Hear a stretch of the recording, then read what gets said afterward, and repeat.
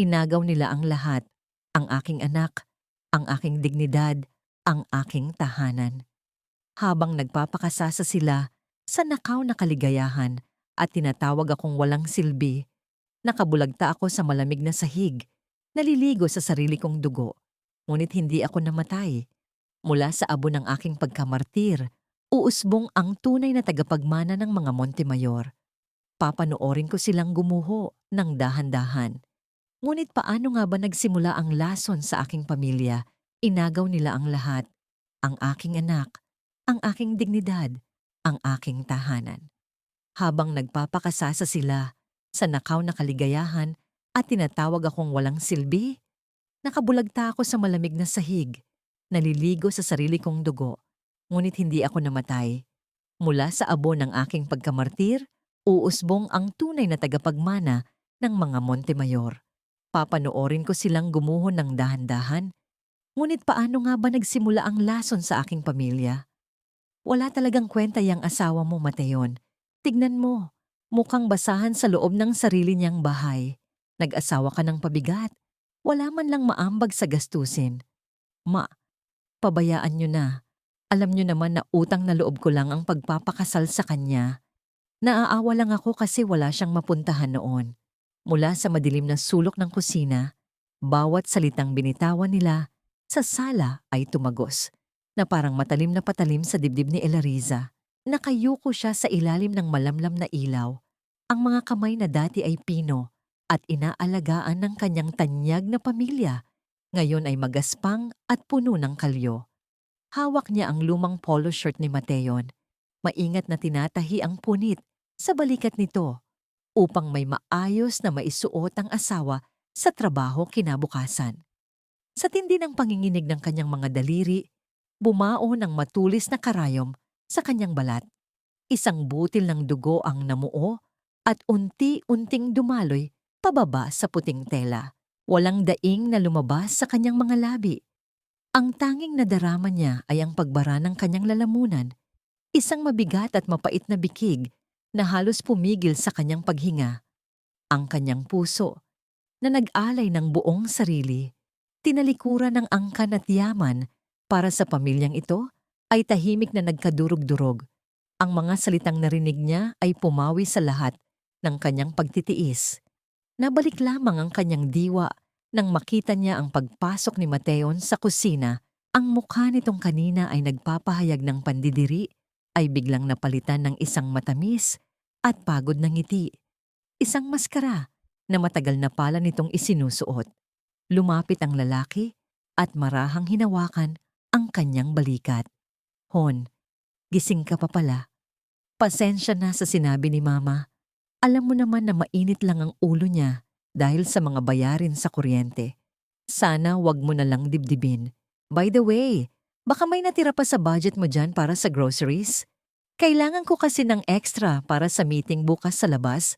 Abonuhan ko muna. Tiningnan ni Elariza ang mukha ng lalaking pinangakuan niya ng walang hanggan. Dinukot niya ang lumang sobre sa bulsa ng kanyang palda. Ang kakarampot na perang pinagkasya niya ng ilang linggo mula sa pagtitipid sa sariling pagkain. Inabot niya ito kay Mateon ng walang imik. Tinanggap ito ng lalaki nang may kislap sa mga mata, sabay bigay ng isang mabilis at malamig na halik sa kanyang noo bago nagmamadaling umakyat sa itaas papunta sa kwarto.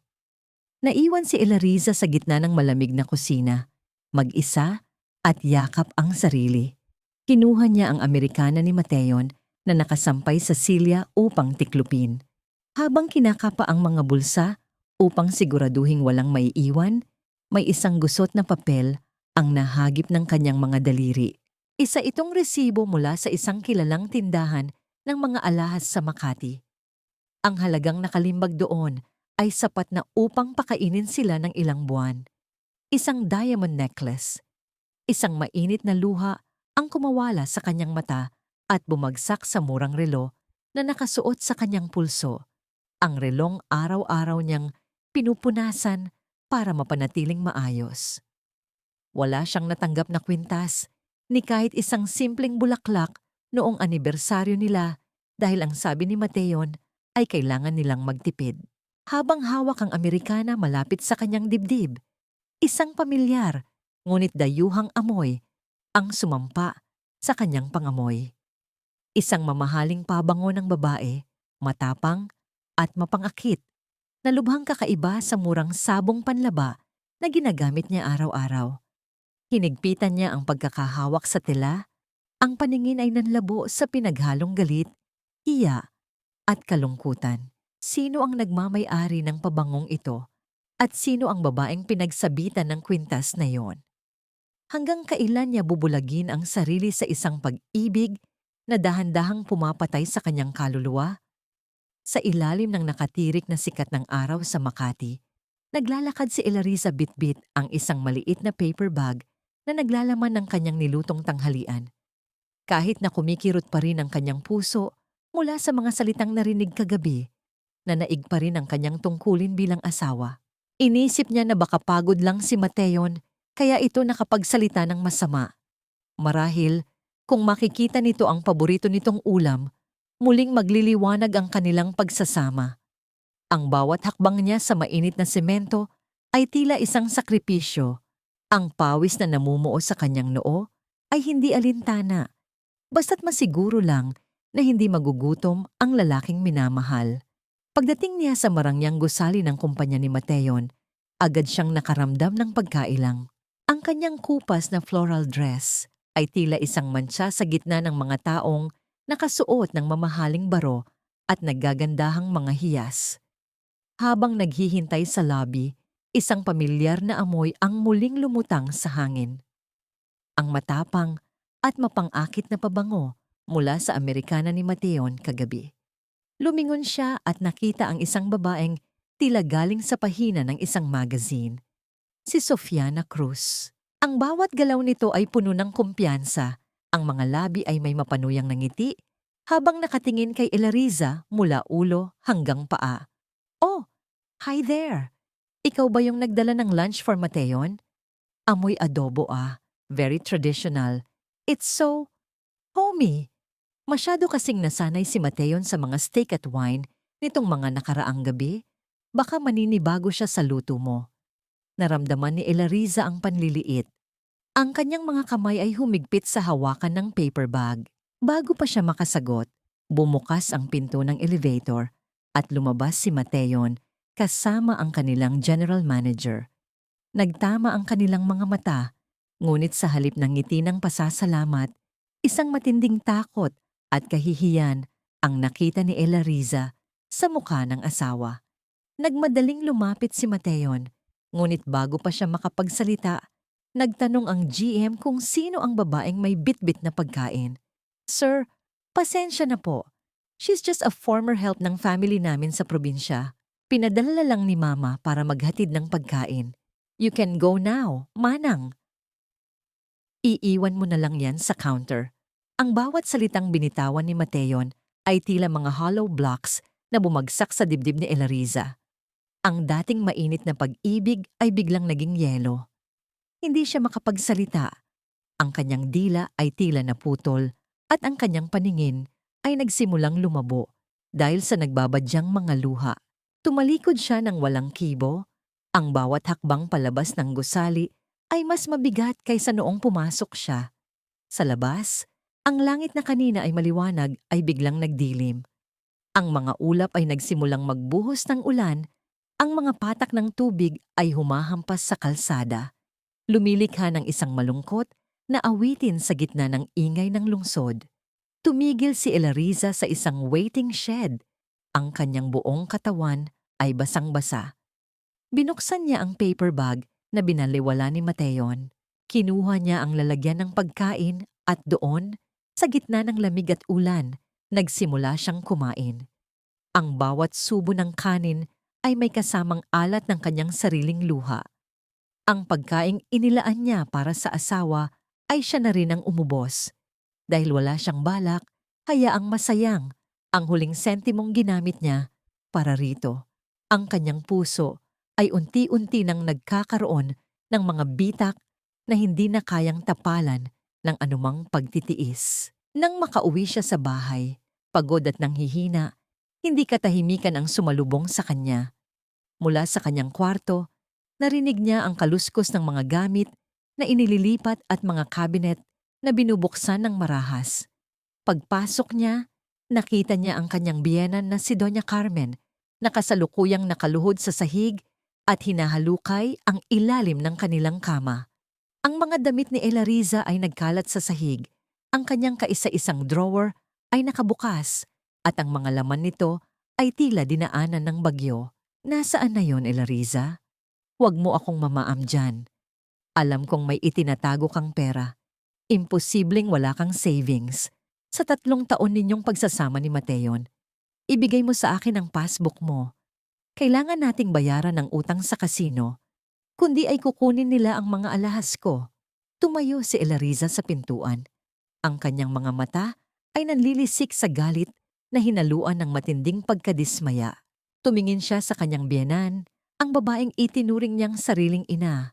Ngunit ngayon ay tila isang estrangherong magnanakaw sa loob ng sarili niyang silid. Ang kanyang kamay ay dahan-dahang gumapang sa bulsa ng kanyang palda, kung saan naroon ang maliit na susi ng isang kahon na kailanman ay hindi nalaman ni Mateon. Ang kahon na naglalaman ng kanyang nakaraan at marahil ang tanging paraan para sa kanyang hinaharap. Gaano pa kalayo ang kayang marating ng kanyang pagtitiis bago ito tuluyang sumabog at lamunin silang lahat. 2 pulang guhit sa puting stick ang nagpabago sa mundong unti-unti nang naglalaho para kay Elariza. Sa loob ng maliit at madilim na banyo, ang kanyang mga kamay ay nanginginig habang yakap ang munting katibayan ng isang bagong buhay sa kanyang sinapupunan.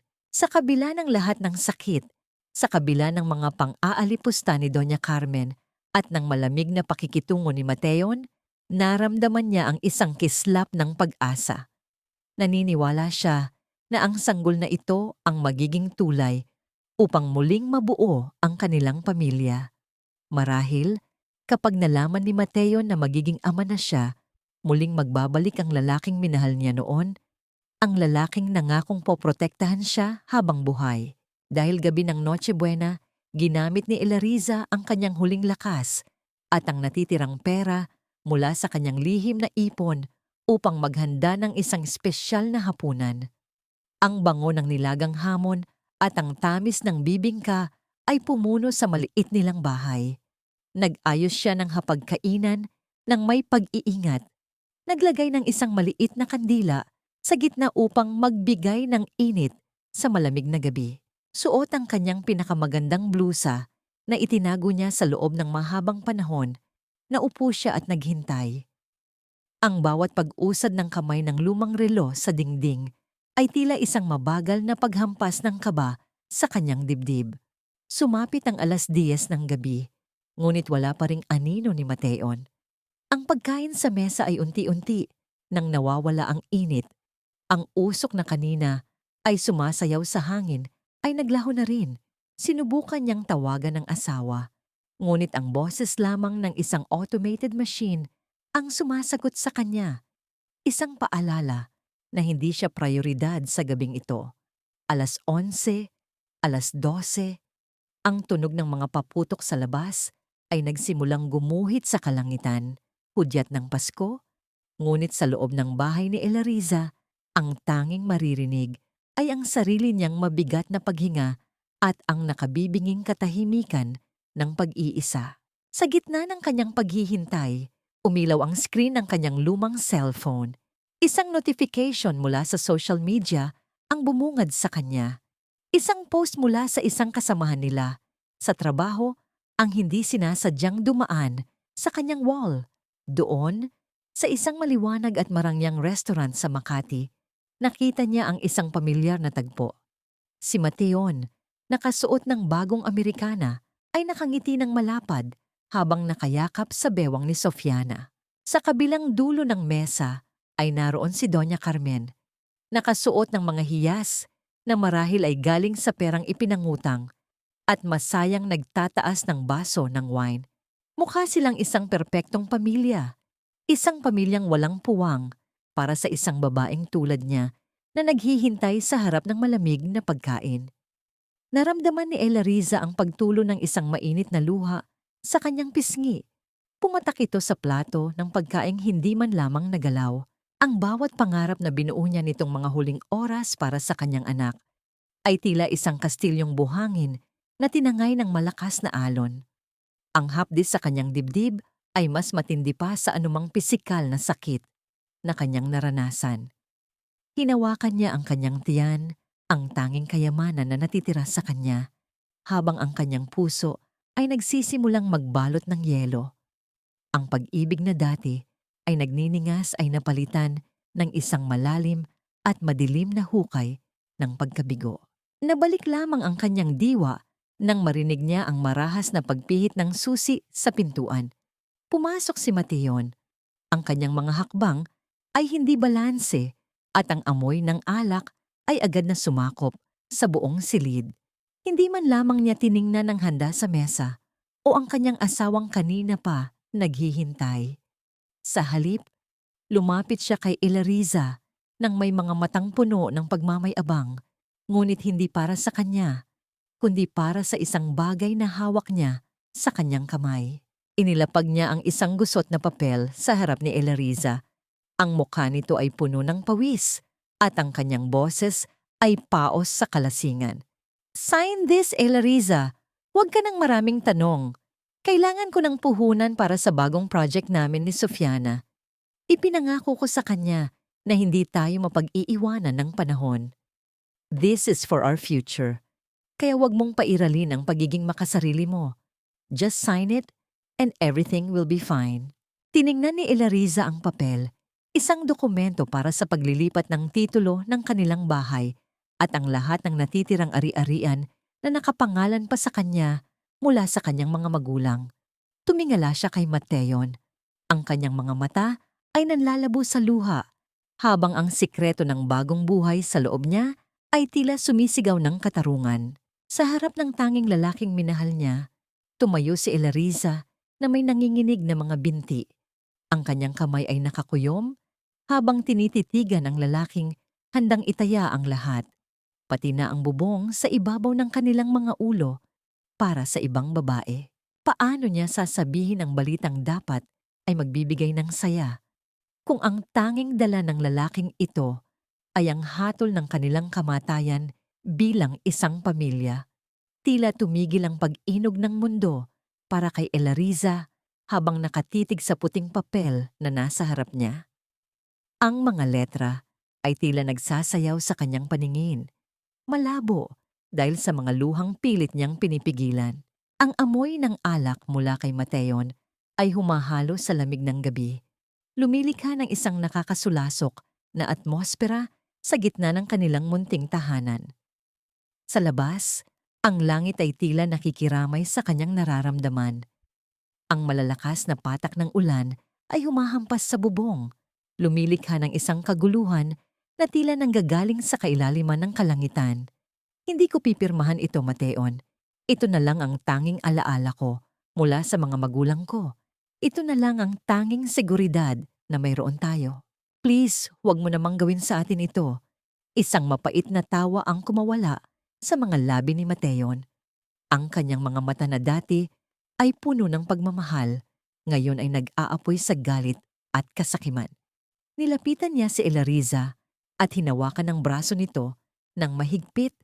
Ang kanyang mga daliri ay bumaon sa balat ng babae na nagdulot ng hapdi. "Wala kang alam, Elariza. This is business. Isang pirma lang at magiging milyonaryo na tayo. Sofiana has everything planned out.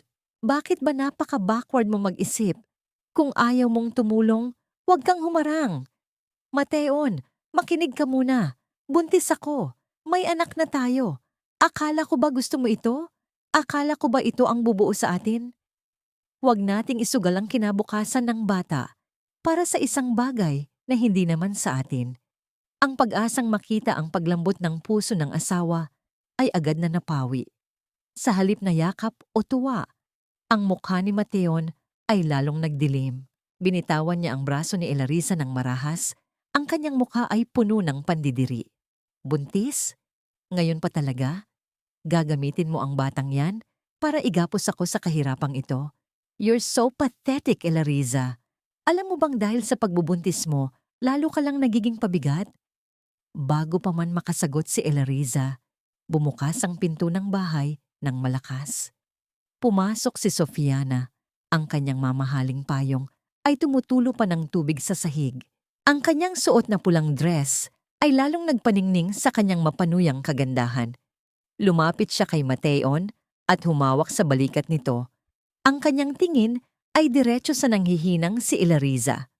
Ang tagal naman nito, Hon. Sabi ko naman sa'yo, she will use every drama available in the book. Huwag ka nang magpalinlang. Ang kailangan natin ay ang titulong iyan para matapos na ang utang mo sa akin at makapagsimula na tayo ng bago. Hindi ba't yun ang usapan natin? Nagdilim ang paningin ni Elariza. Ang sakit na nararamdaman niya sa puso ay napalitan ng isang desperadong lakas. Sinubukan niyang abutin ang dokumento sa mesa upang punitin ito. Ngunit mabilis siyang napigilan ni Mateon. Nagkaroon ng isang marahas na giitan sa tuktok ng hagdanan, kung saan ang basang sapatos ni Mateon ay nag-iwan ng madulas na marka sa kahoy na sahig. Sa tindi ng kanilang pag-aagawan, isang malakas na tulak ang nagmula sa mga kamay ni Mateon. Naramdaman ni Elariza ang pagkawala ng kanyang balanse. Ang hangin sa kanyang paligid ay tila naglaho habang ang kanyang katawan ay tumama sa matitigas na gilid ng bawat baitang ng hagdan. Ang tunog ng kanyang katawan na tumatama sa kahoy ay tila isang serye ng mga mapurol na hampas na bumasag sa katahimikan ng bahay. Nang umabot siya sa paanan ng hagdan, ang kanyang paningin ay nagsimulang magdilim.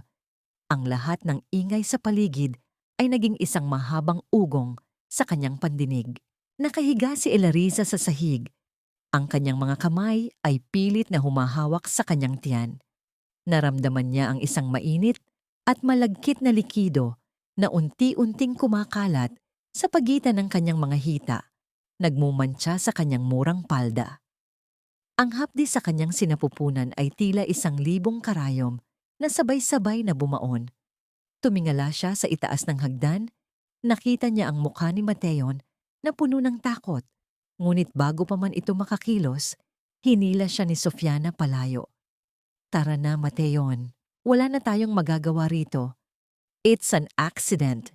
Kung mananatili tayo, tayo ang sisisihin. Let's go.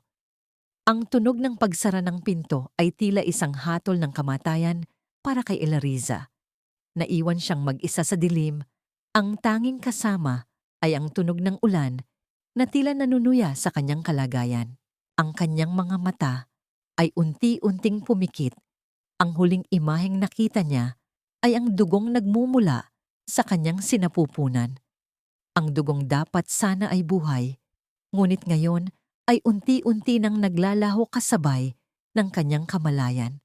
Sino ang diringgi sa kanyang panalangin sa gitna ng gabing ito na puno ng kalupitan?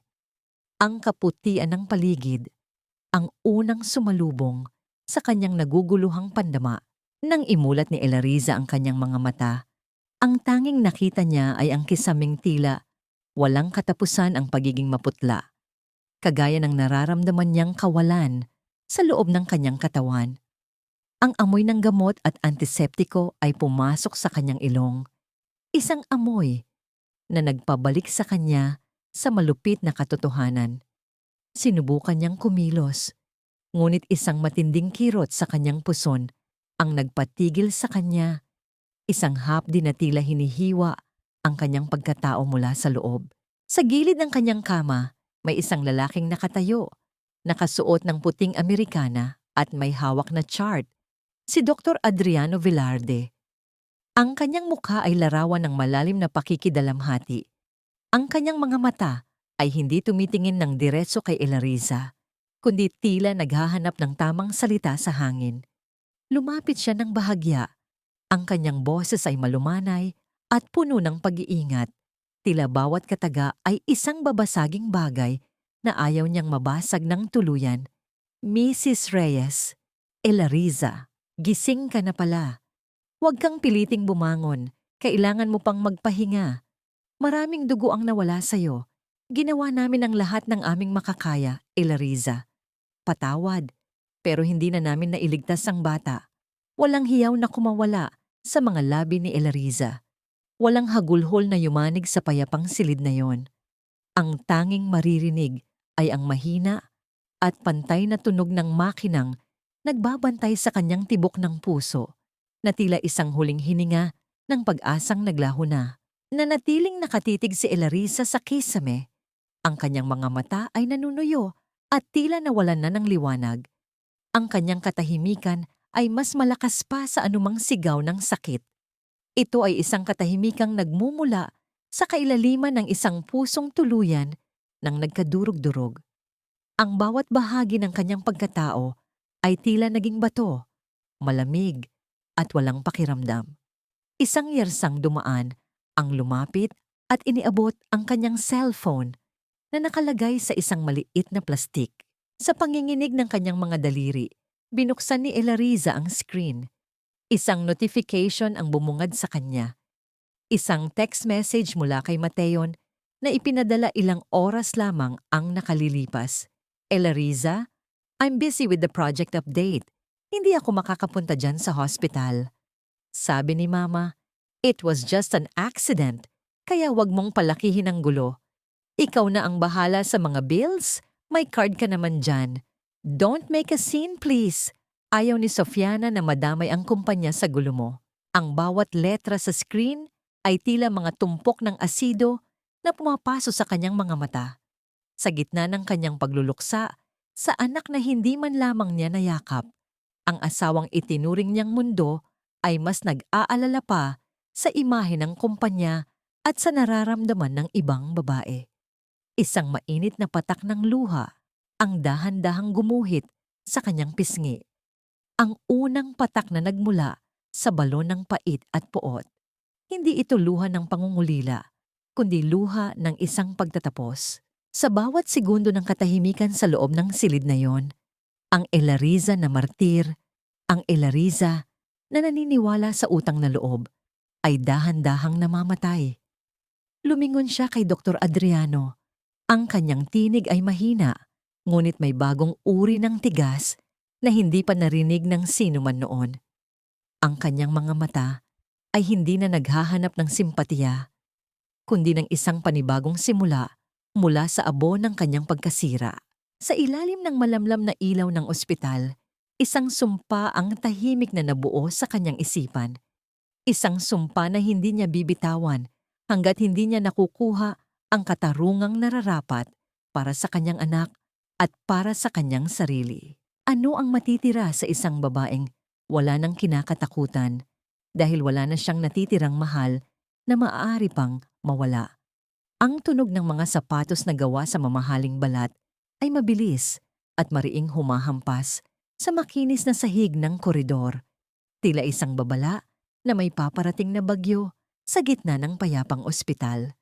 Nang bumukas ang pinto ng silid ni Elariza, nang may sapat na lakas, pumasok ang isang lalaking may tindig na puno ng awtoridad at galit. Si Esdras Montemayor, ang panganay na kapatid na tinalikuran ni Elariza, 3 taon na ang nakalilipas, ay nakatayo ngayon sa harap ng kanyang kama. Ang kanyang mga mata ay nag-aapoy habang tinititigan ng maputla at sugatang mukha ng kanyang kaisa-isang kapatid na babae. Look at you, Elariza. Sabi ko na nga ba, walang patutunguhan ng katigasan ng ulo mo. Isang tawag lang sa akin, isang hiling lang, at dudurugin ko ang pamilyang iyan. Bakit mo hinayaang umabot sa ganito? Bakit mo hinayaang mawala ang pamangkin ko dahil sa mga basurang yan? Nanginginig ang boses ni Esdras sa tindi ng emosyong pilit niyang sinusupil. Inilabas niya ang kanyang cellphone, handa ng tawagan ang lahat ng kanyang mga abogado at koneksyon upang ubusin ang pamilya ni Mateon sa loob lamang ng isang magdamag. Ngunit bago pa man niya maidikit ang telepono sa kanyang tainga, isang malamig at payat na kamay ang humawak sa kanyang braso.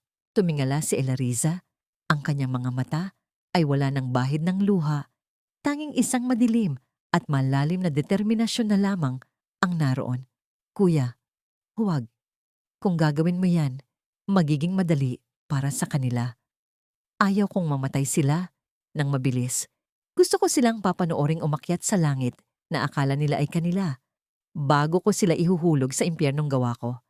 I want them to lose everything, piece by piece, just like how I lost my child. Natigilan si Esdras sa narinig. Ang kapatid niyang dati ay pusong mamon at punong-puno ng pag-ibig ay tila naglaho na. At ang nakaharap niya ngayon ay isang babaeng hinubog ng pinakamasakit na uri ng pagtataksil. Ibinaba ni Esdras ang kanyang telepono at marahang naupo sa tabi ni Elariza. Sa isang bihirang sandali ng kahinaan, niyakap niya ang kanyang kapatid. Naramdaman ni Esdras ang labis na kapayatan ng kanyang kapatid. Ang mga buto nito na tila ba madaling mababali sa isang maling galaw. Ang bawat mahinang paghinga ni Elariza sa kanyang balikat ay tila isang sumbat sa kanyang pagiging kapatid. Hinalikan niya ang tuktok ng ulo nito, isang pangakong mas matitibay pa sa anumang batas o kapangyarihan ang nabuo sa kanyang dibdib. Tahanan na. Nandito na si Kuya. Hindi na nila muling madadapuan kahit isang daliri ang balat mo, Elariza. Handa akong maging katuwang mo sa anumang laro na nais mong simulan. Huminga ng malalim si Elariza at kumalas sa yakap. Ang kanyang mga mata ay nananatiling tuyo, ngunit punong-puno ng apoy. Tumingin siya sa bintana kung saan ang sikat ng araw ay unti-unti nang pumapalit sa dilim ng nagdaang gabi. Kuya, kailangan kong pirmahan ang divorce papers. Ibibigay ko sa kanila ang bahay na yon. Hayaan nating isipin nila na nanalo sila. Hayaan nating lasapin nila ang tagumpay na nakuha nila mula sa dugo ng anak ko. Gusto kong isipin nila na wala na ako, na sumuko na ako sa lahat. I want to vanish from their world, only to return when they are at their highest. Tumango si Esdras, naiintindihan ang lalim ng estratehiya ng kanyang kapatid. Agad niyang tinawagan ang kanyang mga tauhan upang ihanda ang lahat ng mga legal na dokumento at upang ayusin ang paglipat ni Elariza sa isang pribado at lihim na lokasyon ng pamilya Montemayor. Sa gitna ng kanilang pagpaplano, isang mahinang pagtulak sa pinto ang nagpalingon sa kanila. Pumasok ang isang babaeng may edad na, nakayuko at nanginginig ang mga kamay. Si Evelyn, ang matagal nang nanilbihan sa bahay ni Mateon at ang tanging taong nakakita sa tunay na paghihirap ni Elariza sa loob ng 3 taon. Ma'am Elariza, patawad po. Hindi ko po kayo nagawang protektahan kagabi. Natakot po ako kay Mateon at sa babaeng yon. Pero bago po sila umalis, may naitago po ako. Ito po. Nakita ko pong nahulog ito mula sa dashboard ng sasakyan ni Mateon habang nagmamadali silang lumabas. Alam ko pong makakatulong ito sa inyo. Inilabas ni Evelyn mula sa kanyang bulsa ang isang maliit na memory card.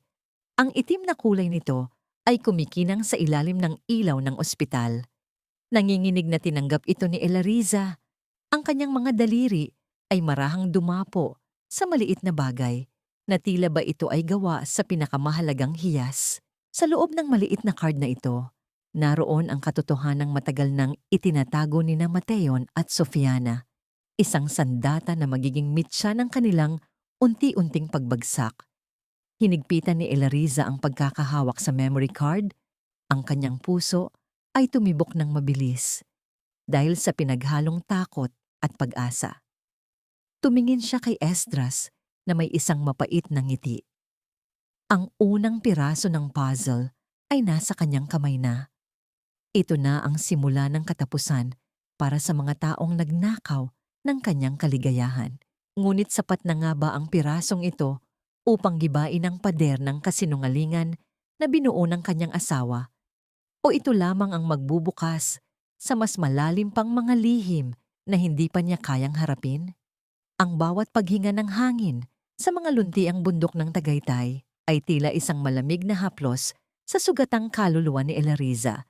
Sa loob ng ilang linggo, ang malawak at tahimik na rest house ng mga Montemayor ang naging kuta niya laban sa mundong naging malupit sa kanya. Dito, kung saan ang hamog ay malayang yumayakap Sa mga puno, tuwing umaga, sinubukan niyang pulutin ang mga piraso ng kanyang sarili.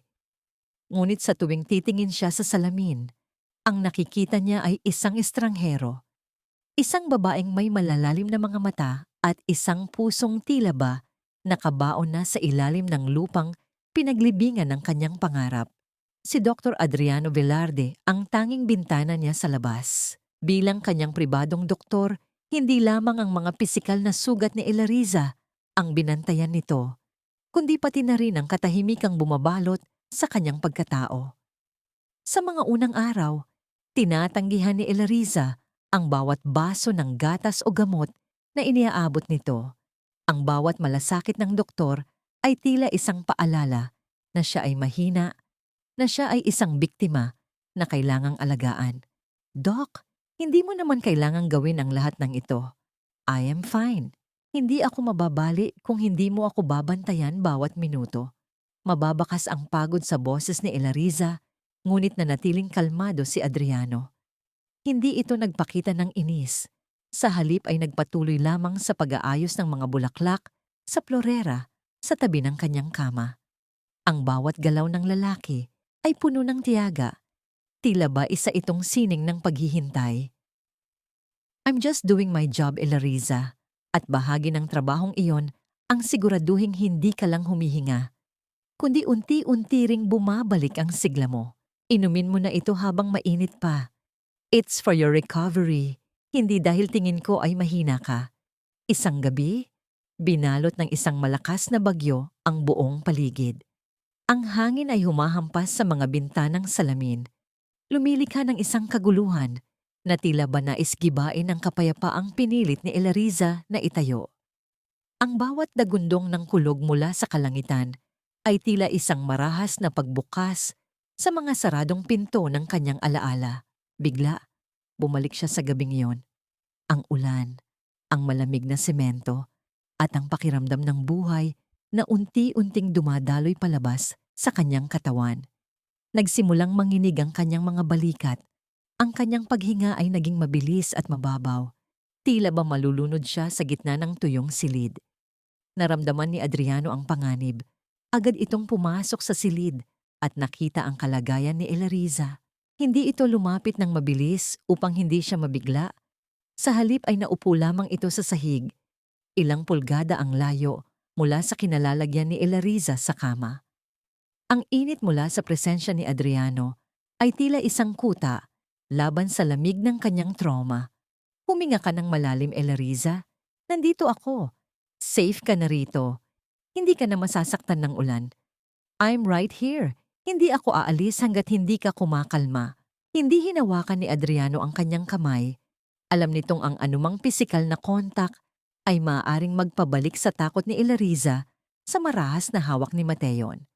Sa halip, nagsimula itong magsalita tungkol sa mga bituin, tungkol sa kung paano muling sumisibol ang mga halaman matapos ang pinakamalakas na bagyo. Ang boses ni Adriano ay tila isang banayad na kanta na dahan-dahang nagpapakalma sa mga alon ng kanyang takot. Unti-unti, ang panginginig ni Elariza ay humupa. Ang kanyang mga kamao ay lumuwag at ang kanyang paghinga ay bumalik sa normal na ritmo. Nang makatulog si Elariza dahil sa matinding pagod ng emosyon, hindi agad umalis si Adriano. Sa ilalim ng malamlam na ilaw ng lamp, pinagmasdan niya ang mukha ng babaeng dahan-dahan nang kumukuha ng puwang sa kanyang isipan. Marahan niyang inayos ang isang lanta at ligaw na lanta na buhok na nakaharang sa mukha ni Elariza. Ang kanyang mga daliri ay bahagyang dumapo sa noo nito.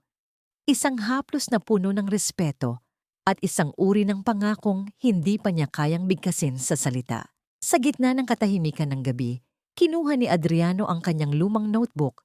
Sa isang pahinang may mga gupit na luma at malabong pangalan, isinulat niya ang isang bagong pangungusap.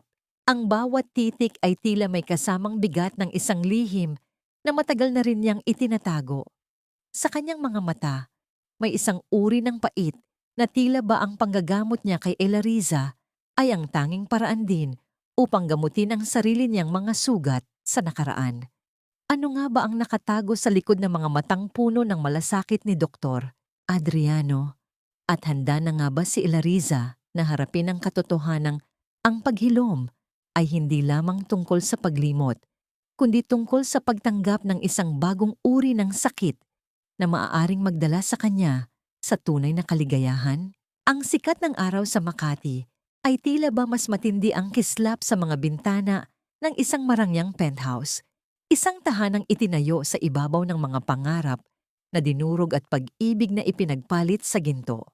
Sa loob ng malawak na sala, ang amoy ng mamahaling wine at sariwang bulaklak ay nananaig, ngunit sa likod ng bawat dekorasyong nagniningning ay ang amoy ng pagkabulok ng budhi na pilit na itinatago ng mga naninirahan dito. 6 na buwan na ang nakalilipas mula nang mangyari ang trahedya sa hagdanan, at para kina Mateon at Sofiana, ang gabing iyon ay isa na lamang malabong panaginip na pilit nilang ibinabaon sa limot. Suot ang kanyang kumikinang na asul na gown na gawa ng isang tanyag na designer, naglalakad si Sofiana sa gitna ng silid. Ang bawat pagtama ng kanyang matitulis na takong sa marmol na sahig ay tila isang deklarasyon ng kanyang tagumpay. Kasal na sila ni Mateon. Isang kasalang naging usap-usapan sa buong syudad dahil sa karangyaan nito. Wala na ang anino ni Elariza, wala na ang katahimikang dati ay bumabalot sa buhay ni Mateon. Ang pumalit ay ang ingay ng tagumpay at ang ningning ng salapi na tila ba hindi mauubos kailanman. Naku, Sofiana, anak, napakaganda talaga ng bahay na ito. Buti na lang at natauhan itong si Mateon. Isipin mo, kung nanatili siya sa babaeng yon, baka hanggang ngayon ay tuyo pa rin ang kinakain natin. Isang malaking malas talaga ang Elariza na yon sa pamilya natin. Ngayon, tignan mo ako. Ang mga hiyas na ito ay tunay na. Hindi na kailangang manghiram pa. Humalakhak si Doña Carmen habang hinahaplos ang makapal na kwintas sa kanyang leeg. Ang kanyang mukha ay puno ng kapalaluan. Para sa kanya, ang pagkamatay ng kanyang apo at ang pagkawala ng kanyang dating menugang ay isang maliit na sakripisyo lamang para sa buhay na tinatamasan niya ngayon. Wala siyang bakas ng pagsisisi, tanging ang kagalakan ng isang taong nanggaling sa putik at ngayon ay naliligo na sa bango ng yaman. Sa kabilang dulo ng silid, nakatayo si Mateon sa harap ng malawak na bintana, nakatanaw sa mga naglalakihang gusali. Ang kanyang kumpanya, ang Reyes Fintech, ay biglang naging isa sa pinakamainit na usapin sa merkado matapos makatanggap ng napakalaking pondo mula sa isang misteryosong kumpanya, ang EM Group. Dahil sa pondong ito, nakuha nila ang lahat ng luho, ang penthouse na ito, ang mga bagong sports car, at ang prestihiyosong pangalan sa lipunan. Naniniwala si Mateo na ito ay dahil sa kanyang talino at galing, isang gantimpala ng tadhana matapos ang lahat ng kanyang paghihirap. Ngunit sa gitna ng kanyang pagmamayabang, isang maliit na bagay sa ibabaw ng kanyang lamesa ang nakakuha ng kanyang pansin. Isang lumang plastic container, kupas na ang kulay at may mancha ng sarsa. Iyon ang huling lalagyan ng pagkaing dinala ni Elariza sa kanya sa opisina bago ang lahat ay gumuho. Sa isang saglit, isang matalim na kirot ang gumuhit sa kanyang dibdib, isang alaala ng malambot na tinig at ang pagmamahal na walang hinihintay na kapalit. Ngunit mabilis niyang ipinikit ang kanyang mga mata at itinapon ang lalagyan sa basurahan nang walang pag-aalinlangan. Sentimentality is for the weak, Mateon. Kalimutan mo na iyan. Bukas, kailangan nating masiguro na maililipat na ang lahat ng assets sa account natin bago pa man magkaroon ng audit. At huwag mong kakalimutan, ang EM Group ang may hawak ng leeg natin ngayon. Kailangan nating maging maingat sa kanila. Malamig ang tinig ni Sofiana habang lumalapit sa kanyang asawa. Ang kanilang relasyon ay hindi na nakabase sa pag-ibig, kundi sa isang alyansang nabuo mula sa kasalanan at kasakiman. Sinimulan na nilang routine ang pondo ng kumpanya para sa kanilang pansariling luho. Naniniwala na Ang balon ng salapi ay hinding-hindi matutuyo. Ang kanilang buhay ay tila isang marupok na kastilyong buhangin, maganda sa paningin, ngunit walang matibay na pundasyon. Nabalik lamang ang kanilang atensyon nang lumitaw ang kanilang sekretary. Dala ang isang itim na envelope na may nagniningning na gintong tatak. Ito ay mula sa EM Group. Ang bawat salitang nakasulat sa loob ay tila isang hamon na may halong panganib. Isang grand launch party ang idaraos sa susunod na linggo at doon ay personal na magpapakita ang chairman ng EM Group upang formal na ipakilala ang kanilang pinakamalaking investment, ang kumpanya ni Mateon. Excited na ako, Mateon. Finally, makikilala na natin ang taong nagligtas sa atin sa hirap. Isipin mo ang exposure na makukuha natin sa gabing yon. This is it, our final step to the top. Tuwang-tuwa si Sofiana, hindi namamalayan ang bahagyang panginginig ng mga kamay ni Mateon habang hawak ang invitasyon. Bakit pakiramdam niya ay may mga matang nakamasid sa kanya mula sa dilim? Bakit ang bawat tagumpay na kanyang nakukuha ay tila may kasamang mabigat na bayad na hindi pa niya nababayaran? Habang nagtatawanan ang mag-asawa sa gitna ng kanilang marangyang silid, isang malakas na hangin ang umihip mula sa nakabukas na bintana. Tila isang babala na ang bawat utang na dugo ay may takdang panahon ng paniningil. At sa gabing yon, sino nga ba ang chairman na handang magpakilala? At anong uri ng regalong hindi nila malilimutan ang baon nito para sa kanila? Ang matatayog na gusali sa Makati ay tila mga higanting nagmamasid sa bawat galaw ng mga taong nagnanais ng kapangyarihan. Ngunit sa itaas na palapag ng pinakamataas na gusali sa puso ng syudad, isang reyna ang muling nakaupo sa kanyang trono. Nang bumukas ang malalaking pintong gawa sa mahogany, ang bawat empleyado ng EM Group ay sabay-sabay na yumukod bilang pagkilala sa kanilang bagong leader. Wala na ang Elariza na nakasuot ng kupas na damit at may bakas ng pagtitipid sa mukha. Ang nakatayo ngayon ay si Elariza Montemayor, suot ang isang itim na silk suit na yumayakap sa kanyang mas matatag na tindig. Ang kanyang buhok ay maingat na nakaayos at ang kanyang mga mata ay may kislap na tila ba hinuwad mula sa pinakamalalalim na gabi. Sa kanyang malawak na lamesa, nakalatag ang mga ulat tungkol sa kumpanya ni Mateon. Nakita niya ang bawat sentimong inubos ng lalaki para sa mga luho, ang bawat maling desisyong pinangunahan ng kasakiman ni Sofiana. Ang bawat numero sa papel ay tila isang kumpirmasyon na ang kanyang mga pangarap noon ay ibinuhos sa isang butas na sisidlan.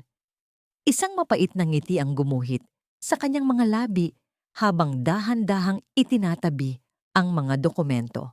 Alam niyang ang bawat tinatamasa nila ngayon ay utang na hiram lamang mula sa kanyang sariling palad. Natapos ang kanyang trabaho nang lumubog na ang araw at ang syudad ay nabalot na ng makukulay na ilaw. Sa labas ng gusali, naghihintay ang isang pamilyar na sasakyan. Pagbukas ng pinto, nakita niya si Adriano na nakasandal sa upuan. Ang kanyang mukha ay larawan ng kapayapaan sa gitna ng kanyang magulong mundo. Pagpasok ni Elariza, agad niyang naramdaman ang pag-alis ng bigat sa kanyang mga balikat. Hindi na kailangang magsalita dahil sa bawat sulyap ni Adriano, naramdaman ni Elariza na siya ay ligtas at higit sa lahat, siya ay sapat. How's your day, Elariza? Masyado ka bang napagod sa pagiging boss? Remember, kailangan mo pa ring magpahinga. I don't want my patient to overwork herself. Natawa ng bahagya si Elariza. Isang tunog na dati ay tila ba imposible nang marinig mula sa kanya. Inihilig niya ang kanyang ulo sa balikat ni Adriano. Ninanamnam ang amoy ng malinis na tela at ang init ng presensya ng lalaki. I'm okay, Doc. Masarap pala sa pakiramdam na ikaw na ang may hawak ng sarili mong tadhana. Thank you for being here, Adriano. Hindi ko alam kung nasaan ako ngayon kung wala ka. Habang tumatakbo ang sasakyan sa gitna ng trapiko ng Makati, dahan-dahang kinuha ni Adriano ang kamay ni Elariza. Hindi ito isang mahigpit na pagkakahawak, kundi isang banayad na pagdampi ng kanilang mga palad Sa ilalim ng kanyang Amerikana, ang bawat daliri ni Adriano na pumatong sa kanyang balat ay nagdala ng isang uri ng kilig na hindi nakabatay sa panandaliang saya, kundi sa isang malalim na koneksyon ng dalawang pusong parehong may sugat. Kinuha ni Adriano ang isang maliit na kahon at iniabot ito sa kanya. Sa loob ay naroon ang isang simpleng gintong necklace na may pendant na hugis rosas. I know you have many diamonds, Elariza, pero ito, simbolo ito ng bagong simula. Ang mga rosas ay muling namumulaklak kahit gaano pa katindi ang bagyo.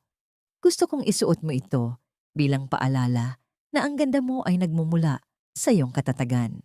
Naramdaman ni Elariza ang mabilis na pagtibok ng kanyang puso, isang damdamin na akala niya ay namatay na kasama ng kanyang anak. Hinayaan niyang isuot ni Adriano ang kwintas sa kanyang leeg. Ang bawat haplos ng kamay ng lalaki sa kanyang balat ay tila ba nagbubura sa mga bakas ng sakit mula sa nakaraan. Sa gabing iyon, hindi muna niya inisip ang paghihiganti. Hinayaan muna niyang lasapin ang tamis ng isang tunay na pag-ibig na walang hinihinging kapalit. Isang pag-ibig na nagtuturo sa kanya kung paano muling maging buo. Pagdating niya sa kanyang penthouse, tiningnan ni Elariza ang isang mahabang box na nakalagay sa ibabaw ng kanyang kama. Binuksan niya ito at bumungad ang isang lalong nagniningning na kulay pulang gown. Ang tela nito ay tila ba gawa sa mga talulot ng rosas, matapang at puno ng determinasyon. Bukas, sa grand launch party, isusuot niya ito hindi lamang para magmukhang maganda, kundi para maging mitsa ng pagsabog ng mundong binuo ni na Mateon at Sofiana. Pinagmasdan niya ang kanyang sarili sa salamin. Ang kwintas ni Adriano ay kumikinang sa kanyang leeg, habang ang kanyang mga mata ay nanlilisik sa isang uri ng puot na may kasamang katarungan. Handa na siyang ipakita sa kanila ang tunay na kulay ng langit bago niya sila ihulog sa pinakamalalim na hukay ng kanilang sariling mga kasalanan. Ano kaya ang magiging reaksyon ng kanyang asawa kapag nakita nito ang babaeng inakala niyang patay na ngayon ay nakatayo sa harap niya bilang kanyang Panginoon? Sa loob ng marangyang penthouse na tinatawag ni na Mateon at Sofiana na tahanan, ang hangin ay hindi na kasing bango ng mga nakaraang buwan. Ang bawat sulok ng malawak na sala na puno ng mga mamahaling muebles ay tila ba naging isang malaking lona ng isang dula-dulaang puno ng kasinungalingan. Sa gitna ng ningning ng mga chandelier, ang mga anino ng pag-aalinlangan at pagtataksil ay dahan-dahang lumalaki, kinakain ang anumang natitirang tiwala sa pagitan ng mga naninirahan dito.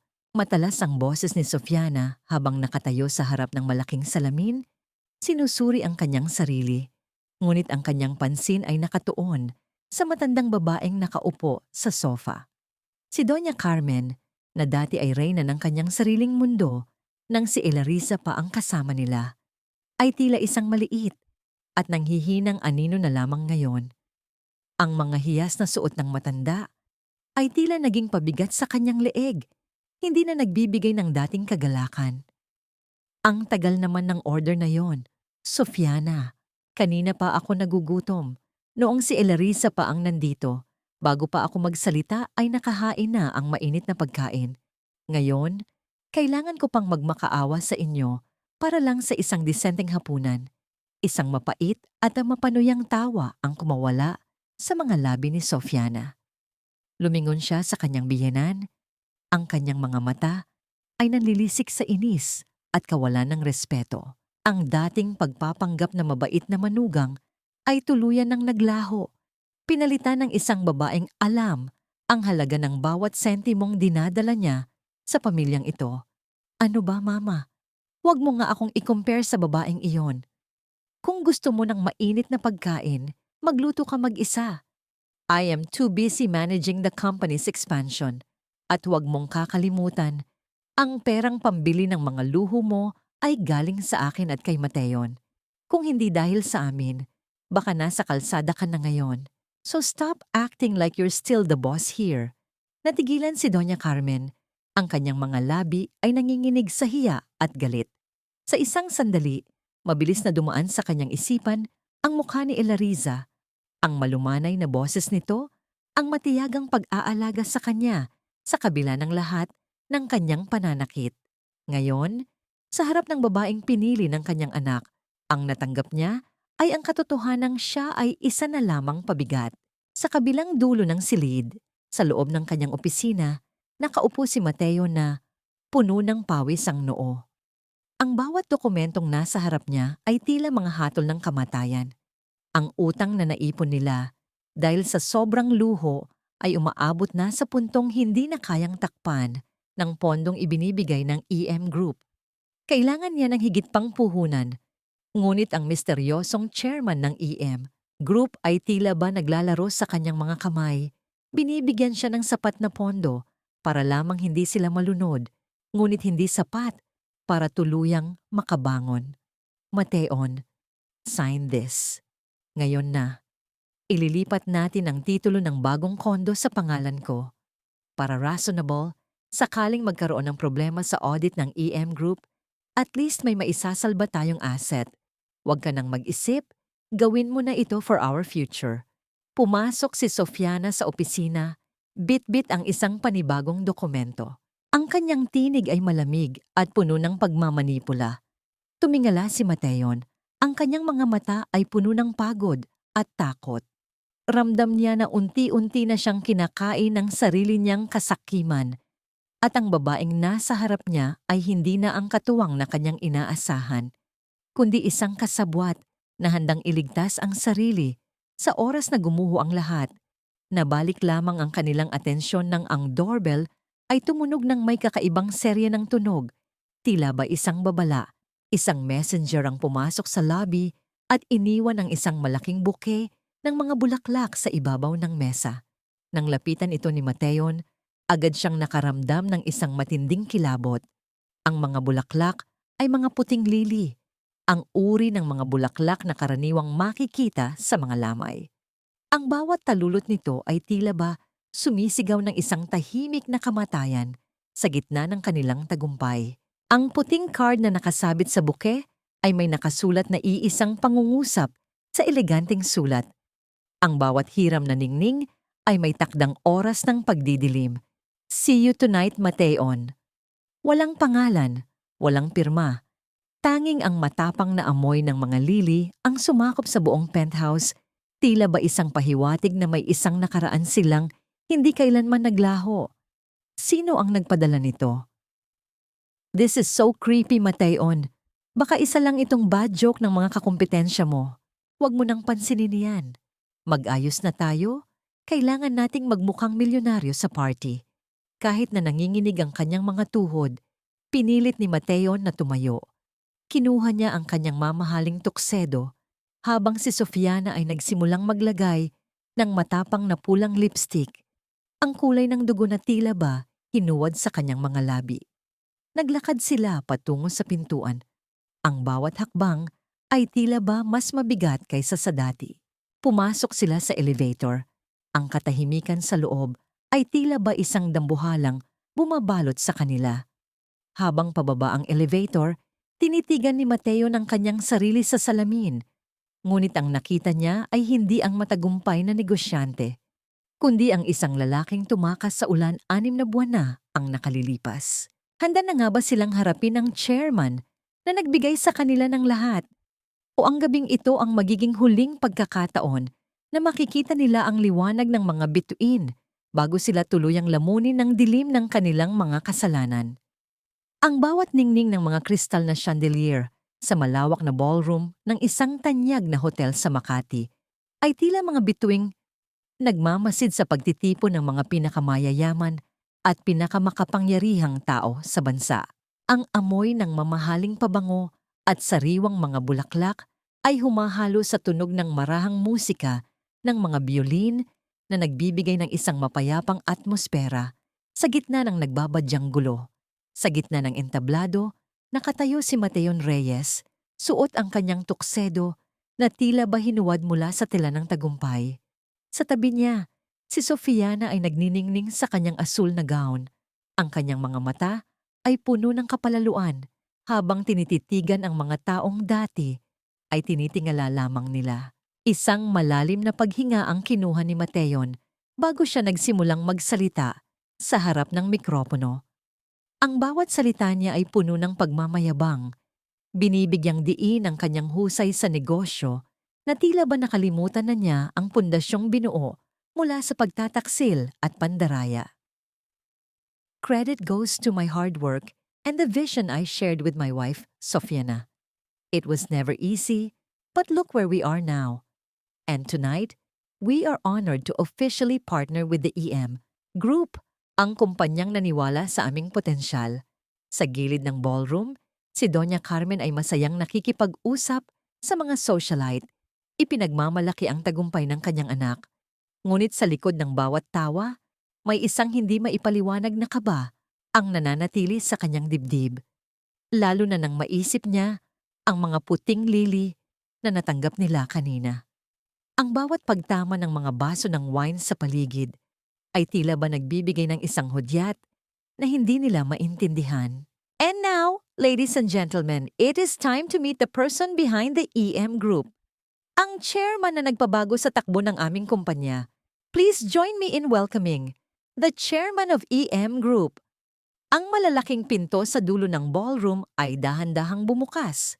Lumilikha ng isang serye ng mga marahang tunog ng kahoy na humahampas sa pader. Ang musika ay biglang huminto. Pinalitan ng isang nakabibinging katahimikan na tila ba ang buong mundo ay naghihintay ng isang himala. Mula sa madilim na koridor, lumabas ang isang babaeng nakasuot ng isang kulay pulang gown na tila ba gawa sa mga talulot ng rosas na dumanak sa dugo. Ang bawat hakbang niya ay puno ng awtoridad, ang tunog ng kanyang mga takong sa makinis na sahig ay tila ba tibok ng pusong muling nabuhay. Ang lahat ng paningin ay nakatuon sa kanya. Sa kanyang leeg, nagniningning ang isang dambuhalang kailanman ay hindi nakita sa merkado. Ang Montemayor Diamond, ang hiyas na tanging ang tunay na tagapagmana lamang ng pinakamayamang angkan ang maaaring magsuot.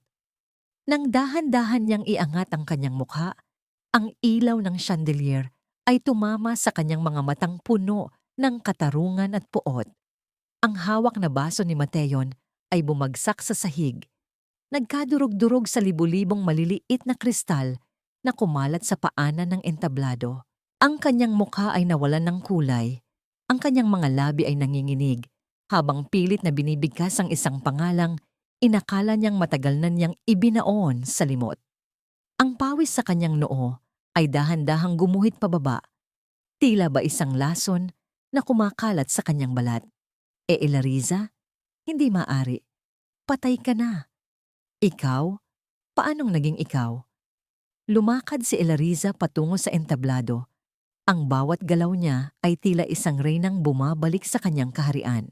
Ang mga tao sa paligid ay nagsimulang magbulungan. Ang bawat tingin ay puno ng pagtataka at paghanga. Kinuha ni Elariza ang mikropono mula sa nanginginig na kamay ni Mateon.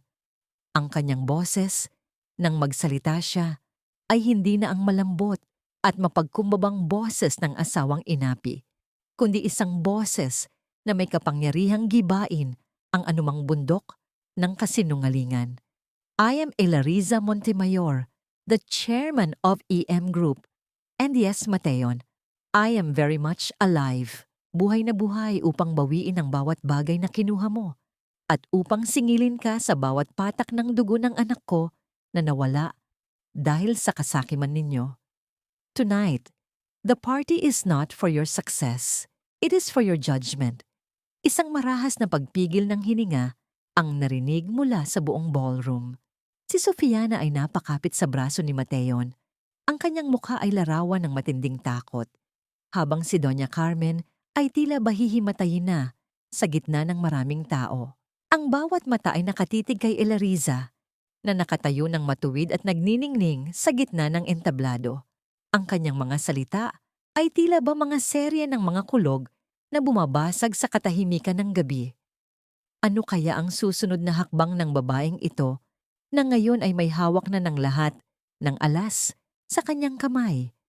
At handa na nga ba silang tanggapin ang katotohanan ng ang kanilang langit ay naging isang madilim na hukay na sila mismo ang humukay? Ang malaking screen sa likuran ni Elariza ay biglang umilaw, lumilikha ng isang nakasisilaw na liwanag na tila ba naging isang malaking salamin ng katotohanan sa gitna ng ballroom.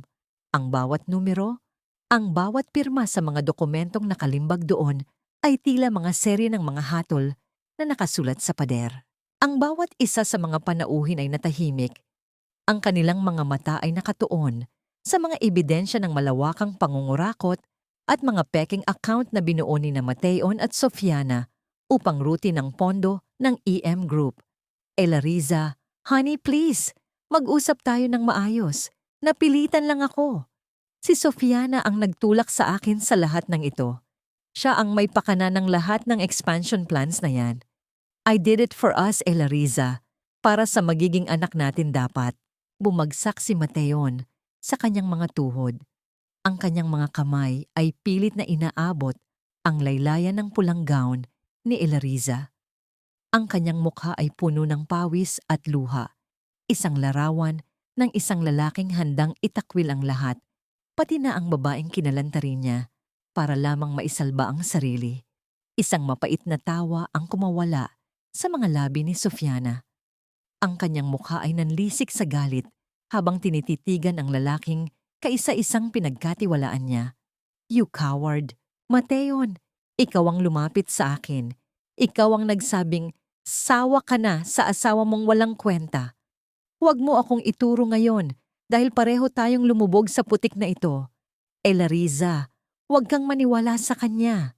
Hindi man lamang nagbago ang ekspresyon sa mukha ni Elariza. Ang bawat salita ng dalawa ay tila ba mga ingay ng mga kulisap na hindi na umaabot sa kanyang pandama. Muling umilaw ang screen, ngunit sa pagkakataong ito, hindi mga dokumento ang lumitaw. Isang malabo ngunit malinaw na video mula sa isang dashcam at CCTV ang nagsimulang tumakbo. Doon, sa gitna ng malakas na ulan, 6 na buwan na ang nakalilipas, nakita ng buong mundo ang tagpo sa itaas ng hagdanan. Nakita nila ang marahas na pagtulak ni Mateon kay Elariza, ang pagbagsak ng babae, at ang nakapanlulumong sandali ng talikuran ni Mateon at Sofiana, ang duguang asawa, upang itakas ang mga dokumento. Isang matinding bugso ng emosyon ang humampas sa buong ballroom. Ang mga bulungan ay naging mga hiyaw ng pagkagulat at galit. Ang mga hiyas sa leeg ni Doña Carmen ay tila naging mga kadenang sumasakal sa kanya habang pinapanood ang sariling anak na gumagawa ng krimen. Napakapit si Elariza sa mikropono. Ang kanyang mga daliri ay namumuti sa tindi ng pagkakahawak. Ang bawat sugat sa kanyang puso ay muling bumukas, ngunit sa pagkakataong ito, ang katarungan ang siyang nagpapahilom dito. Nabalik ang atensyon ng lahat nang ang malalaking pinto ng ballroom ay muling bumukas. Sa pagkakataong ito, hindi musika ang sumalubong, kundi ang matinding sikat ng mga asul at pulang ilaw mula sa mga sasakyan ng pulisya na makikita sa labas ng bintana. Ang tunog ng mga sapatos ng mga otoridad na naglalakad sa marmol na sahig ay tila ba isang huling martsa ng hatol. Pumasok ang isang grupo ng mga pulis, bit-bit ang mga warrants of arrest na may kaukulang selyo ng batas. Mateon Reyes at Sofiana Cruz, inaaresto kayo sa mga kasong financial fraud, embezzlement at frustrated homicide. Sumama kayo ng mahinahon sa himpilan. Ang bawat tunog ng bakal na naglalapat sa mga pulso ni Mateon at Sofiana ay tila ba isang huling hudyat ng katapusan ng kanilang huwad na kaharian. Isang serye ng mga marahang tunog ng pag-iyak ang narinig mula kay Doña Carmen habang pinapanood ang kanyang anak na kinaladkad palabas ng ballroom. Sa gitna ng kaguluhan, nanatiling nakatayo si Elariza sa entablado. Ang kanyang mga balikat ay nagsimulang manginig, hindi dahil sa takot, kundi dahil sa bigat ng lahat ng kanyang kinimkim na sakit na sa wakas ay nabigyan ng boses. Naramdaman niya ang isang mainit at malapad na kamay na pumatong sa kanyang bewang mula sa likuran. Ang amoy ng pamilyar na pabango ni Adriano ay bumalot sa kanya, isang kuta ng kapayapaan sa gitna ng bagyo. Hindi nagsalita ang doktor, Sa halip ay nanatili lamang ito sa kanyang tabi, nagsisilbing sandigan upang hindi siya tuluyang bumagsak. Tumingala si Elariza sa malawak na kisame ng hotel. Ang kanyang mga mata ay naghahanap ng isang bituin na tila ba sumisimbolo sa kanyang anak. Sa wakas, ang dugong dumanak sa hagdanang iyon ay hindi na lamang isang alaala ng kamatayan, kundi isang mitsa ng pagsilang ng isang bagong Elariza. Ngunit sapat na nga ba ang pagkabilanggo ng mga taong sumira sa kanya upang mabura ang bawat peklat sa kanyang kaluluwa? O ito lamang ang simula ng isang mas mahabang landas patungo sa tunay na kapayapaan? Ang bawat malamig na rehas ng bakal sa loob ng masikip na selda ay tila isang sumbat sa bawat maling hakbang na ginawa ni Mateon. Ang kanyang polo na dati ay laging plansado at nagniningning sa kaputian ay gusot-gusot na ngayon at puno ng mantsa ng pawis at dumi. Nakaupo siya sa isang sulok ng sementadong sahig. Ang kanyang mga mata ay nakabaon sa kanyang mga palad, habang ang bawat hininga niya ay may kasamang pait ng pagsisisi. Sa loob ng katahimikan ng bilangguan, ang tanging maririnig niya ay ang sariling tinig ng konsensya na bumubulong ng pangalan ni Elariza. Ang babaeng binaliwala niya, ang babaeng itinuring niyang basura, na ngayon ay siya palang may hawak ng kanyang huling hininga. Elariza, patawarin mo ako. Mali ako. Akala ko ba ito ang buhay na gusto ko? Napakagago ko para bitawan ng kaisa-isang taong tunay na nagmahal sa akin. Sa kabilang panig ng katarungan, sa loob ng isang silid ng interogasyon, ang boses ni Sofiana ay pumapailan lang sa hangin, puno ng desperasyon at hindi matanggap na katotohanan. Ang bawat pahina ng ulat ng bangko na inilalatag sa kanyang harap ay tila mga sampal na gumigising sa kanya mula sa kanyang huwad na panaginip. Ang lahat ng perang lihim niyang tinalaga sa mga dayuhang account ay tuluyan ng na-freeze ng gobyerno sa ilalim ng utos ng mga Montemayor. Ang kanyang mga kuko na dati ay maayos ang manicure ay baon na ngayon sa kanyang sariling balat dahil sa tindi ng kaba. Hindi maaari. Pera ko yan. Pinagtrabahuan ko yan kasama ni Mateon. Wala kayong karapatang kunin ang lahat sa akin? Elariza, hinding-hindi kita mapapatawad. Sinira mo ang buhay ko. Samantala, sa isang madilim at makitid na eskinita kung saan ang amoy ng kanal at basura ay nanunuot sa bawat hininga, nakatayo si Doña Carmen Bitbit, ang isang lumang maleta. Ang penthouse na dati ay kanyang palasyo ay wala na sa kanya. Ang lahat ng kanyang hiyas ay kinumpiska bilang bahagi ng pambayad sa mga utang ni Mateon. Habang naglalakad siya sa tapat ng kanyang mga dating kapitbahay na dati ay minaliit niya, ang mga mapang-uring tingin at bulungan ng mga ito ay tila mga karayom na tumutusok sa kanyang balat. Ang bawat tawa ng mga tao sa paligid ay naging isang malakas na hudyat ng kanyang pagbagsak. Ang reyna ng kahambugan ay nagbalik sa putik kung saan siya nagmula, bitbit ang bigat ng isang buhay na binuo sa kasalanan. Sa gitna ng Makati, nakatayo si Elariza sa tapat ng gusali ng Reyes Fintech. Nakatingala siya habang ang malalaking letra ng pangalan ng kumpanya ay dahan-dahang binabaklas ng mga trabahador. Ang bawat pagtanggal ng tornilyo at pagbaba ng mga bakal ay tila isang simbolo ng pagkawala ng huling anino ni Mateon sa kanyang buhay. Naramdaman ni Elariza ang isang kakaibang gaan sa kanyang dibdib. Ang bawat bara ng galit at sakit ay tila ba natunaw na kasabay ng pagbagsak ng mga letrang iyon sa sahig. Nabalik lamang ang kanyang atensyon nang lumapit si Evelyn, ang matapat na kasambahay na naging saksi sa kanyang mga luhang pilit niyang itinago noon. Inabot ni Elariza ang isang maliit na envelope sa matanda. Ang kanyang mga mata ay puno ng pasasalamat at tunay na malasakit. Evelyn, maraming salamat sa lahat. Ito ay para sa iyo. Isang maliit na bahay sa probinsya at sapat na pondo para sa iyong pagtanda. Gusto kong mamuhay ka ng payapa, malayo sa kaguluhan ng pamilyang yon. Deserve mo ang katahimikan. Hindi mapigilan ni Evelyn ang pagpatak ng luha Habang tinatanggap ang regalo, niyakap niya ang mga kamay ni Elariza. Isang yakap ng pagkilala sa isang pusong nananatiling busilak sa kabila ng lahat ng dumi na ipinahid dito. Pag-alis ni Evelyn, naiwan si Elariza na mag-isa habang ang langit ay nagsimulang magbuhos ng mahinang ulan. Ang mga patak ng tubig ay humahampas sa kanyang balat, tila ba isang ritual ng paglilinis sa bawat peklat ng kanyang nakaraan. Tumalikod na si Elariza upang umalis. Hindi na lumilingon sa gusaling dati ay naging mitsa ng kanyang kamatayan.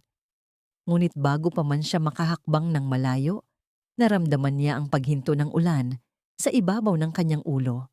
Nang tumingala siya, nakita niya ang isang malaking itim na payong na nakasilong sa kanya. Hawak ito ni Adriano na nakatayo sa kanyang tabi na may isang matamis at nag-aalalang ngiti. Ang init ng presensya ng doktor ay tila isang balabal na bumalot sa kanyang buong pagkatao. Sa ilalim ng payong na yon, sa gitna ng basang kalsada, naramdaman ni Elariza na sa wakas, ang bagyo ay natapos na at ang bawat hakbang niya pasulong ay hindi na tungkol sa pagtakas, kundi tungkol sa pag-uwi sa piling ng taong tunay na nagpahalaga sa kanyang kaluluwa. Ang bawat patak ng ulan na humahampas sa labas ng kanilang silong ay tila mga basbas mula sa langit, isang ritual ng paglilinis sa bawat alaala ng pait na nanalaitay sa dugo ni Elariza. Sa ilalim ng malaking itim na payong na hawak ni Adriano, naramdaman niya ang isang uri ng katahimikang hindi niya nahanap sa loob ng maraming taon. Ang amoy ng basang lupa at ang lamig ng hangin ay hindi na nagdadala ng takot, kundi ng isang pangako na ang bawat gabi ay may nakalaang umaga. Tumingala si Adriano sa kanya. Ang kanyang mga mata ay puno ng isang uri ng pagmamahal na hindi humihingi ng kapalit. Isang pagmamahal na nakabase sa paggalang at pag-unawa. Elariza, tapos na ang ulan. Ang lahat ng kailangan mong patunayan ay napatunayan mo na. Are you ready to leave this place? Gusto mo na bang umuwi sa tunay nating tahanan? Isang malalim at payapang hininga ang pinakawalan ni Elariza habang nakatingin sa naglalakihang gusali na dati ay naging kulungan ng kanyang kaluluwa. Tumango siya. Ang kanyang kamay ay dahan-dahang gumapang sa braso ni Adriano. Ramdam ang tibay at init ng lalaking nanatili sa kanyang tabi noong siya ay wala pang kahit na ano. Hindi na siya lilingon pa sa nakaraan. Ang Elariza na martir ay tuluyan na niyang iniwan sa gitna ng basang kalsadang yon. At ang bagong Elariza ay handa ng humakbang patungo sa liwanag. Ilang buwan ang mabilis na lumipas. Ang bawat sugat sa balat ni Elariza ay naging mga peklat na nagsisilbing medalya ng kanyang katatagan.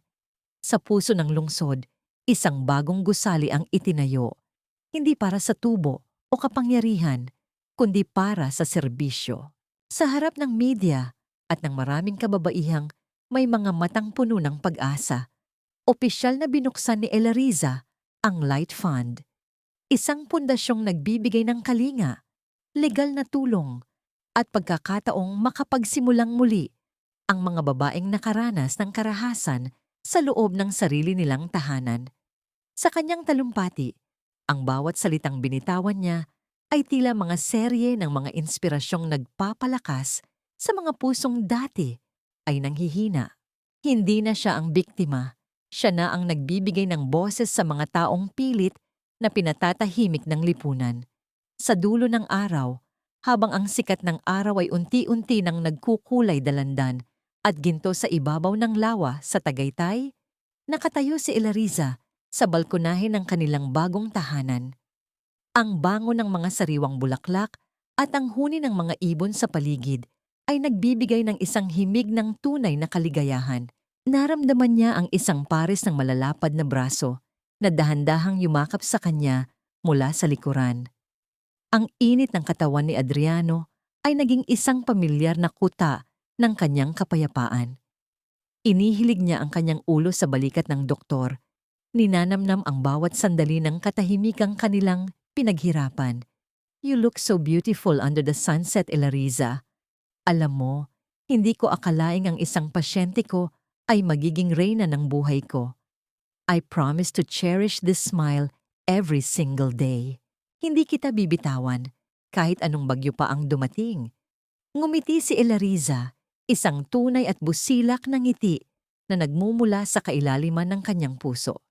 Hinarap niya si Adriano, ang kanyang mga kamay ay marahang pumatong sa pisngi ng lalaki. Nararamdaman ang bawat guhit ng pag-aalaga nito. Sa bawat haplos ni Adriano, naramdaman ni Elariza na siya ay muling nabuo. Hindi dahil may nagdugtong sa kanyang mga piraso, kundi dahil tinuruan siyang pahalagahan ang bawat peklat na mayroon siya. Sa ilalim ng nag-aapoy na langit, isang banayad na naitanim na nuho ang naganap. Isang nuho sa noo ni Elariza na puno ng pangakong walang hanggan. Lumuhod si Elariza sa harap ng isang maliit na pasong puno ng malambot na lupa. Kinuha niya ang isang maliit na buto ng rosas. Ang butong tila ba isang simbolo ng kanyang sariling paglalakbay. Marahan niyang inilubog ito sa lupa.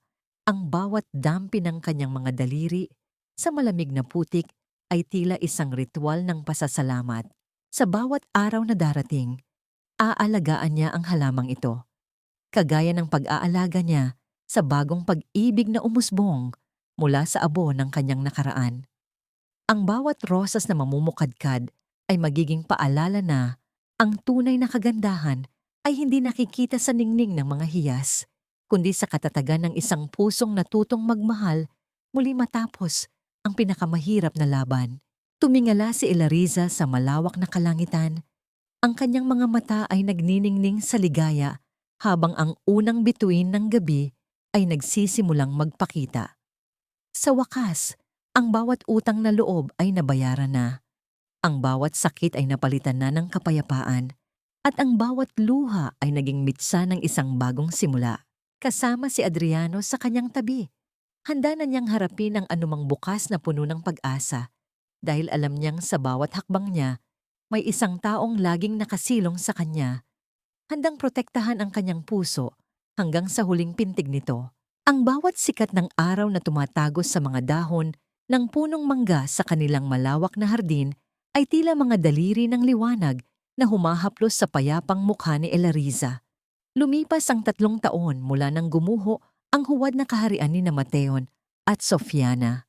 At sa bawat sandaling nagdaan, unti-unting nabura ang pait ng kahapon, pinalitan ng tamis ng isang buhay na binuo sa katotohanan. Sa malayo, naririnig ang masayang tinig ng isang bata na naglalaro sa damuhan. Ang bawat tunog ng kagalakan nito ay tila isang awit ng tagumpay laban sa kamatayan at kawalan. Si Elariza ay nakaupo sa isang tumba-tumba, hawak ang isang baso ng mainit na tsaa. Ang kanyang mga mata na dati ay laging puno ng takot at pag-aalinlangan, ngayon ay nagniningning sa isang uri ng kapanatagan na tanging ang mga taong nakalampas sa pinakamalakas na bagyo ang makakamit. Ang Light Fund, ang pundasyong itinayo niya, ay naging isang dambuhalang kuta ng pag-asa para sa libu-libong kababaihan. Hindi na lamang siya ang nag-iisang Elariza na nasaktan, siya na ang naging tanglaw para sa mga pusong naliligaw sa dilim ng karahasan. Naramdaman niya ang pagtabi ni Adriano sa kanya. Ang bawat marahang pag-usad ng silya nito sa sahig ay nagbibigay ng pakiramdam ng seguridad. Inabot ng doktor ang kanyang kamay. Ang bawat daliri nito ay maingat na nakikipag-ugnayan sa kanya. Tila ba tinitiyak na ang bawat sandali ng kanilang pagsasama ay hindi masasayang. Hon, tignan mo si Baby Eli. Napakabilis niyang lumaki. Kamukhang kamukha mo kapag ngumingiti. Minsan, hindi ko pa rin akalaing ganito ang kahahantungan nating dalawa. From a patient and a doctor to this, isang malambot na tawa ang kumawala kay Elariza. Isinandal niya ang kanyang ulo sa balikat ni Adriano, ninanamnam ang amoy ng kapayapaan. Sa puntong ito, alam ni Elariza ang sagot sa unang tanong ng kanyang kaluluwa. Napatawad na ba niya? Hindi niya binigyan ng kapatawaran sina Mateon at Sofiana dahil karapat-dapat sila, kundi dahil ayaw na niyang bigyan ng mga ito ng kahit isang segundo ng puwang sa kanyang isipan. Ang paglimot ang pinakamabigat na parusang ibinigay niya sa kanila. Habang ang mga ito ay nabubulok sa likod ng mga rehas ng bakal at kinakain ng sariling pagsisisi, si Elariza ay malayang lumilipad sa kalangitan ng kanyang bagong simula. Nahanap na ba niya ang tunay na kapayapaan? Oo, ang kapayapaang iyon ay hindi nagmula sa yaman ng mga Montemayor o sa pagbagsak ng kanyang mga kaaway.